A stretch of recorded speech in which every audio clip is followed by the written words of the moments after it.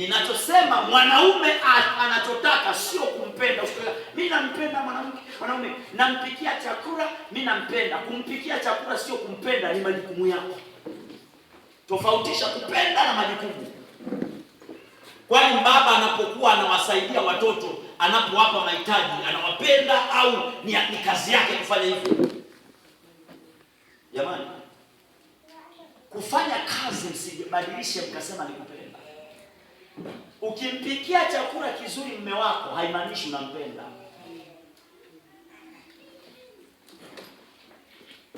Unanielewa? Kitu kinachoonyesha unampenda mume wako ni kuweza kumsaidia. Kumbe mwanamke, ukitaka kumpenda mume wako, anaona pale unapomsaidia.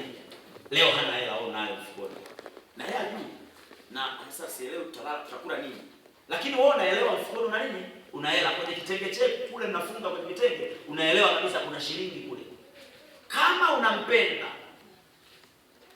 utamsaidia, kwa sababu mwanamke ni msaidizi. Unanielewa? Amen. Huwezi kumsaidia usiyempenda. Ndio maana wengi tunawasaidia watoto wetu, sio tunawapenda. Watoto wa watu huko hatuna haja nao, kwani tunawapenda? Sio wanapendwa na baba zao. Unanielewa? Kumbe kuanzia leo nakupa njia. Mama Elini, ukisema unampenda baba Elini ni kumsaidia majukumu, kumsaidia. Haleluya. Kufanya nini? Kumsaidia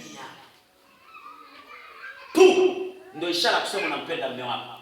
Lakini mwanaume kusema unampenda mwanamke, hatusemaji kwa maneno. Upendo unaga maneno.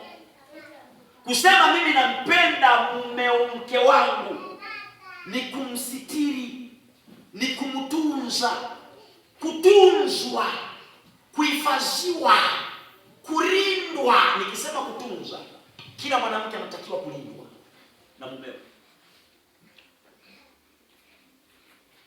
Anatakiwa kulindwa, akili zake zisivurugike.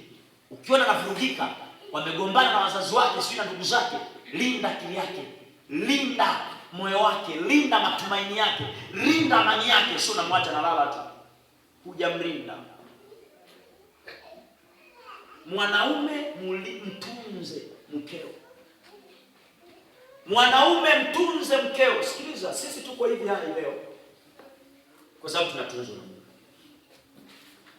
Yesu alisema nitakuwa pamoja nanyi hata mwisho wa dahari.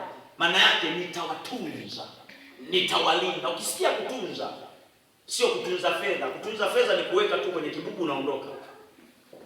Tukisema kutunza, maana yake ni kumwangalia yuko katika hali gani, kuhakikisha usalama wake, kuhakikisha ana furaha. Usipohakikisha mwanamke ana furaha, umtunzi, kwa sababu zile huzuni zitampa BP, zile huzuni zitamuua kabla ya wakati.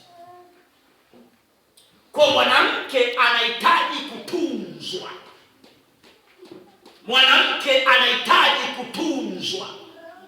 Tena tu usimtunze kama kumtunza. Mwanamke ni kitu cha thamani. Sema cha thamani. Unakataa? Hebu tuangalie maandishi. Biblia inasema katika kitabu kile cha kichwa kijakaa sawa, lakini kwa neema ya Mungu mtakumbuka. Misali 21 nadhani 20:19 pale kama sikosei.